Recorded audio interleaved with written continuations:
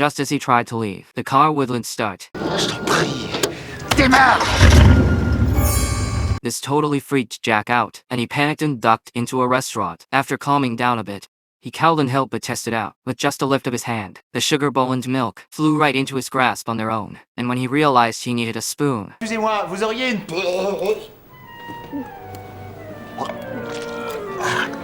looking at the soup in front of him, he slowly extended his hands, and wind started swirling through the restaurant, while the soup in the bowl parted on its own. Just as he was getting into it, an old man suddenly appeared across from him. It was God himself. Just the day before, Jack was a total loser. Even though HED worked at the TV station for years, he was stuck covering boring those stories, and his favorite team losing games was just another day in his life. His dog kept peeing all over the house, and when he finally managed to get the dog outside, the little guy had already finished.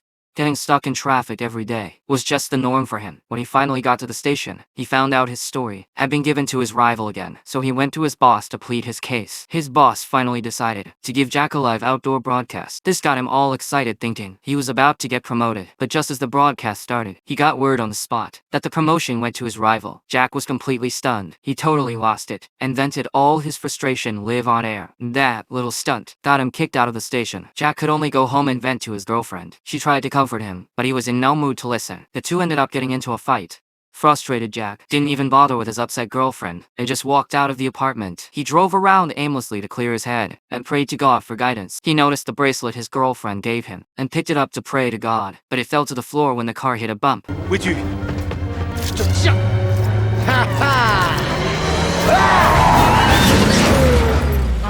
His only beat-up car got totaled, and Jack completely snapped. He not only tossed the bracelet away, but screamed at the sky, cursing God over and over. But right then, his pager started going off in his pocket. Jack didn't even care. Early the next morning, he got woken up by the pager again. Seeing it was still that same number, Jack just chucked the pager away.